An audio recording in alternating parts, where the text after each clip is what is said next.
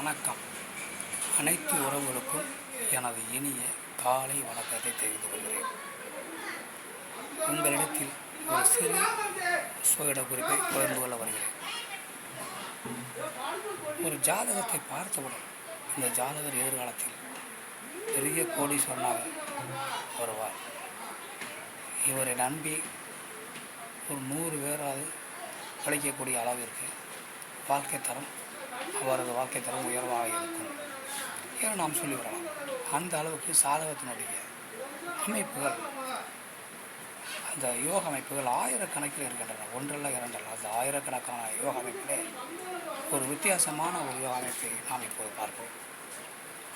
அதாவது லக்னத்திற்கு 8ஆம் இடம் என்பது மறைவு ஸ்தானம், துர்ஸ்தானம், திடீர் விபத்தை ஏற்படுத்தக்கூடியது, அசிங்கத்தை ஏற்படுத்தக்கூடியது, அவமானத்தை ஏற்படுத்தக்கூடியது, தலைமறைவை ஏற்படுத்தக்கூடியது, கண்டத்தை ஏற்படுத்தக்கூடியது, இப்படியெல்லாம் அந்த இடங்களில் பல அமைப்புகள் இருக்கின்றன. இது ஒரு மறைவு ஸ்தானம்.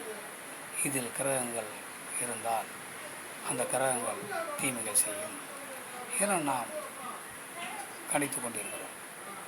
அதே 8ஆம் இடத்தில் தான் திடீர் அதிர்ஷ்டம் என்று ஒன்று உள்ளது. அதே 8ஆம் இடத்தில் தான் ஆயுள் என்று ஒன்று உள்ளது. அதனால் எந்த அளவுக்கு இந்த 8ஆம் இடத்தில் ஒரு நெகட்டிவான பலன்கள் இருக்கிறதோ அதை விட பல மடங்கு பாசிட்டிவான பலன்கள் இருக்கிறது. அதை பற்றி தான் நம்ம இப்போது தெரிய போகிறோம். அந்த லக்னத்திற்கு 8ஆம் இடத்தில் இயற்கை சுபக்கிரகங்களான சூரியன், குரு, சுக்கிரன், புதன் இவர்கள் சேர்ந்து இருந்தாலும் அவர்களோடு வேறு யாராக 8ஆம் இடத்தின் அதிபதியாக இருந்தாலும் சரி, இல்லை மூவரில் ஒருவர் 8ஆம் இடத்துக்கு அதிபதியாக இருந்து ஆட்சி இருந்தாலும் சரி, அந்த ஜாதகர் யோகமான ஜாதகர் பிற்காலத்தில் பெரிய முன்னேற்றத்தை அடைவார். அதேபோல் லக்னாதிபதி ஆட்சியில் இருந்தாலும் அந்த ஜாதகர் யோகமான ஜாதகர், இந்த அமைப்பு இருந்து அந்த லக்னாதிபதி அந்த ஆட்சி இருந்தாலும் அந்த ஜாதகர் யோகமான ஜாதகர், அவரும் எதிர்காலத்தில் ஒரு பெரிய வாழ்வில் முன்னேற்றத்தை அடைவார்.